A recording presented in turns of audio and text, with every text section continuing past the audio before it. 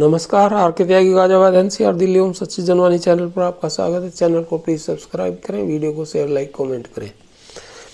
Channel subscribe करने में 1 second खर्च होगा, हमारी मदद होगी, चैनल का विस्तार होगा और वीडियो शेयर करने से सभी रिटायरी साथियों तक जाएगी, मोबिलाइज मोटिवेट होंगे साथी लोग। आज आपको एक मैं प्रतिक्रिया सुनाता हूँ। मनमोहन दास हैं, श्री मनमोहन दास NOBW लखनऊ के वर्किंग प्रेसिडेंट हैं। इन्होंने 13/12/2024 को 1 बजे के करीब ये पोस्ट डाली है और इन्होंने अंग्रेजी में भी लिखा है, इसे हिंदी में आपको बता रहा हूँ। LOP जो हैं श्री राहुल गांधी, विपक्ष के नेता, उनके लोकसभा के में LOP उनसे कुछ आईबॉक के लीडर्स मिले थे, प्रेसिडेंट और दूसरे लोग, उस संबंध में इन्होंने लिखा है। तो मैं आपको प्रतिक्रिया बता देता हूँ। ये भारतीय मजदूर संघ से रिलेटेड है, RSS से रिलेटेड है। विपक्ष के नेता LOP राहुल गांधी की आधारहीन बयान देने की प्रवृत्ति एक बार फिर पूरे प्रदर्शन पर है। भारत के बैंकिंग क्षेत्र, विशेष रूप से सार्वजनिक क्षेत्र के बैंकों PSBs ने @PMO इंडिया नरेंद्र मोदी के नेतृत्व में उल्लेखनीय बदलाव देखा है। क्या नेता प्रतिपक्ष से मिलने वाले लोगों ने उन्हें यह नहीं बताया कि UPA कार्यकाल के दौरान कॉर्पोरेट ऋण की उच्च सांद्रता और अंधाधुंध ऋण के परिणाम स्वरूप PSB के स्वास्थ्य में उल्लेखनीय गिरावट आई है। @INC इंडिया के तहत PSB को उनके साथियों और संदिग्ध व्यापारियों के लिए ATM के रूप में माना जाता था। यह वास्तव में UPA शासन के दौरान था। तब तत्कालीन कांग्रेस के नेतृत्व वाली UPA सरकार के अधिकारियों द्वारा बैंक कर्मचारियों को परेशान किया गया था और उन्हें फ़ोन बैंकिंग के माध्यम से अपने मित्रों को ऋण देने को मजबूर किया गया था। क्या नेता प्रतिपक्ष के मिलने वाले लोगों ने उन्हें नहीं बताया कि हमारी सरकार ने 2015 में UPA सरकार की फ़ोन बैंकिंग प्रथाओं का खुलासा करते हुए संपत्ति गुणवत्ता समीक्षा शुरू की थी और मोदी सरकार ने बैंकिंग क्षेत्र के 4R रणनीति और अन्य सुधारों की शुरुआत की थी। अब ये इन्होंने जो कही है एक तरह से पॉलिटिकल बात है। वैसे तो ये ट्रेड यूनियन के नेता हैं, लेकिन बैंकर्स के लिए काम करते हैं। National works NOBW, national organization of works organization, इस तरह का है इनका। लेकिन इतना होते हुए भी इन्होंने जो है पॉलिटिकल बातें ज़्यादा करी हैं, लेकिन फिर भी क्योंकि बैंक से संबंधित है इसलिए मैं आपको बता रहा हूँ। क्या नेता प्रतिपक्ष से मिलने वाले लोगों ने उन्हें यह नहीं बताया कि पिछले 10 वर्षों में PSB के पुनर्पूंजीकरण के लिए सरकार ने 3.26 लाख करोड़ दिया है। PSB में जनता की भी हिस्सेदारी है और लाभांश ऐसे निवेशकों के लिए भी आय का स्रोत है, सिर्फ भारत सरकार के लिए नहीं।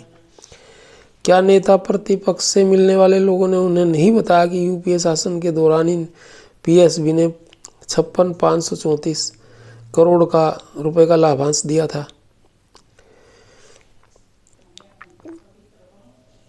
और नागरिक केंद्रित शासन और समावेशी विकास मोदी सरकार का मूल सिद्धांत है। क्या नेता प्रतिपक्ष से मिलने वाले लोगों ने उन्हें यह नहीं बताया कि विभिन्न प्रमुख वित्तीय समावेश योजनाओं PM मुद्रा, stand up India, PM Svanidhi, PM Vishwakarma के तहत 54 करोड़ जनधन खाते और 52 करोड़ से अधिक संपार्श्विक मुक्त ऋण स्वीकृत किए गए हैं। क्या विपक्ष के नेता से मिलने वाले लोगों ने उन्हें यह नहीं बताया कि PM मुद्रा योजना के तहत 68% लाभार्थी महिलाएं और PM स्वनिधि योजना के तहत 44% लाभार्थी महिलाएं मोदी सरकार के अंत्योदय दर्शन का प्रमाण है। तो ये सब राजनीतिक एजेंडे के तहत ये कह रहे हैं। हालांकि उन्होंने जो मुद्दे उठाए वो हमें भी बिल्कुल समझ में नहीं आए। क्या उन्होंने कोई लेकर के ढंग से कुछ चले नहीं है, उसको लेकर के कोई मायने नहीं है उसके। और क्या वो ट्रांसफ़र पॉलिसी एक महिला ने उठाई और एक वो आउटसोर्सिंग का मुद्दा, ये 2 चीज़ ही कुछ ठीक सी लगी, बाकी तो पता नहीं क्या उठपटांग वो उठा करके आए हैं। तो मैं इसीलिए इनका बताता हूँ, लेकिन ये पॉलिटिकल मैनर में इसे जो है ट्रेड यूनियन के माध्यम से बता रहे हैं और एक तरह से BJP का प्रोग्राम है ये बताना। आगे लिखते हैं, वो क्या LOP से मिलने वाले लोगों ने उन्हें यह नहीं बताया कि रुपए का ऋण दिया गया और पिछले 10 वर्षों में 10 लाख तक का ऋण वालों की संख्या में 238% की वृद्धि हुई और कुल ऋण में उनकी हिस्सेदारी भी 19% से उठकर 23% हो गई है।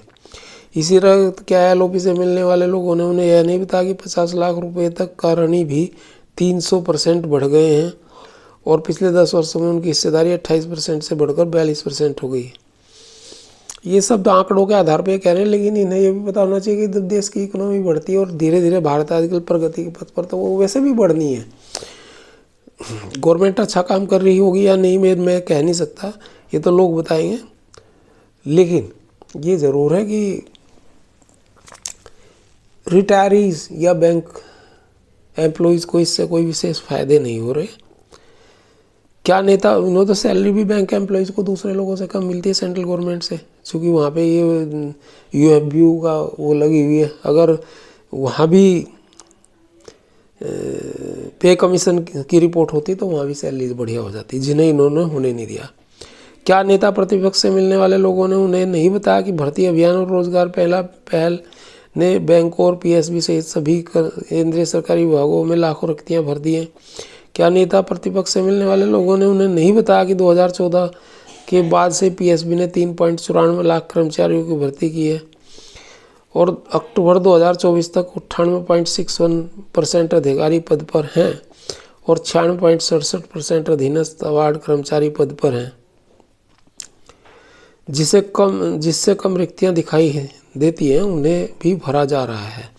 फिर क्या LOP से मिलने वाले लोगों ने यह नहीं बताया कि 12वें द्विपक्षीय समझौते में BPS पर समझौते के लिए लगने वाले सामान्य समय से कहीं पहले हस्ताक्षर किए गए, जिससे बैंक कर्मचारियों की आय में वृद्धि हुई। 12वीं BPS में कई कर्मचारी अनुकूल उपाय शामिल हैं, जैसे वेतन और भत्ते में 17% की वृद्धि और 12,449 करोड़ रुपए और भार में 3% 17% की कुल वृद्धि के भीतर 1795 करोड़ टर्मिनल लाभ को आकर्षित करते हुए सभी संवर्गों के लिए नया वेतनमान तक लागत पत्रक 1960 से 2016 तक सेवानिवृत्त कर्मचारियों के साथ साथ पेंशन भोगियों और पारिवारिक लाभार्थी पेंशन भोगियों के लिए DA DAR दरों गणना और आधार वर्षों में बदलाव। अब ये कह रहे हैं कि नीचे कि उनके लिए भी कर दिया इन्होंने पेंशन भोगी। क्या करा उनके लिए? तो कुछ भी नहीं करा उन्होंने। एक्स ग्रेशिया की बहुत भीख निदान एक दे दिए हैं 500 हज़ार 2,000 रुपये, वरना कुछ नहीं दिया है। और ना उनका पेंशन अपडेशन 30 साल से पेंडिंग है वो हुआ, ना पेंशन भोगियों का पेंशन अपडेशन हुआ और ना स्पेशल अलाउंस का मैटर डेल्ट विद हुआ, कॉम्पिटिशन रिकवरी का नहीं हुआ। हेल्थ इंश्योरेंस का बहुत बड़ा है, हम 1 लाख की पॉलिसी करवा रहे वो नहीं हुआ जो फ्री होनी चाहिए, और ग्रेजुएटी का भी मसला हल नहीं हुआ। तो ये कैसे कह रहे हैं कि पेंशन वालों के लिए करा? कुछ नहीं करा।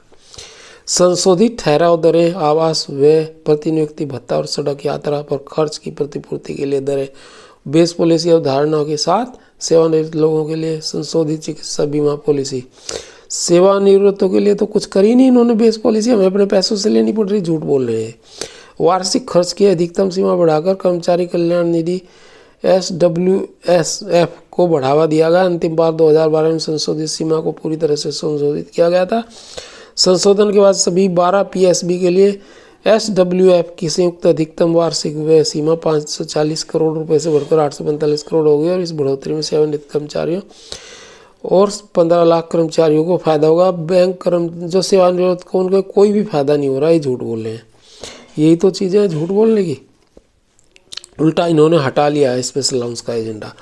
क्या नेता प्रतिपक्ष से मिलने वाले लोगों ने उन्हें यह नहीं बताया कि 2015 में प्रधानमंत्री नरेंद्र मोदी के कार्यकाल में RBI ने घोषणा की थी कि सभी बैंक महीने की दूसरे और चौथे शनिवार को बंद रहेंगे। महिलाएं इस क्षेत्र में MD CEO और लीडर के रूप में उत्कृष्ट प्रदर्शन करें। महिलाओं के नेतृत्व वाले विकास के प्रति मोदी सरकार की प्रतिबद्धता न केवल नीति में बल्कि व्यवहार में भी स्पष्ट है। ये जो महिलाओं का आगे आना है, इसमें मोदी सरकार से इसका कोई भी ताल्लुक नहीं। ये तो देश की देश में एक मूवमेंट चला है महिलाओं का, उनका वर्किंग का, और वो कर रही हैं, उससे है उसका मतलब लेना देना। उससे पहले भी महिलाएं बढ़ रही थी, महिलाएं ज़्यादा बढ़ ही रही हैं आगे, इसीलिए बढ़ रही हैं। वो एक महिलाओं का मूवमेंट है देश में।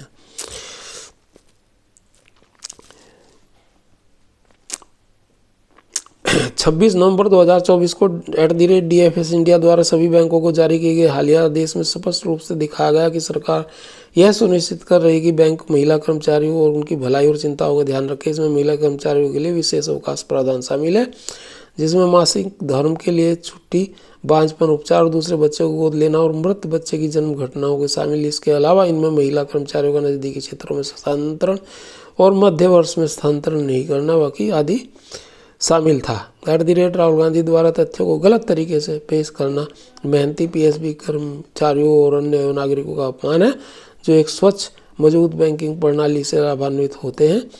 अब समय आ गया कि @INC इंडिया LLP की शासन संबंधी समझ को उन्नत करें। अब ये अपना स्कोर सेटल कर रहे हैं राजनीतिक।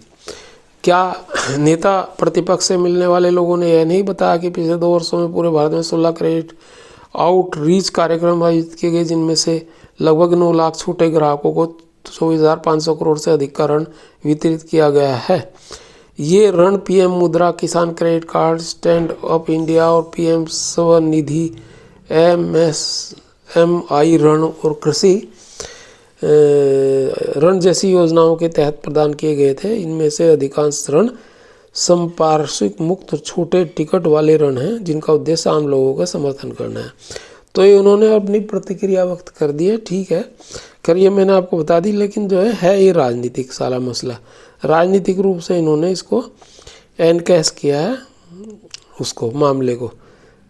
तो ये था इनका। और बाकी मैं आपको नमस्कार, भारत माता की जय, वंदे मातरम, नमः शिवाय। मेरा मोबाइल नंबर 8588898205 आर के त्यागी। मुझसे कॉल करके बात कर सकते हैं और कोई भी आर्थिक सहयोग करना चाहें तो कर सकते हैं। धन्यवाद साथी।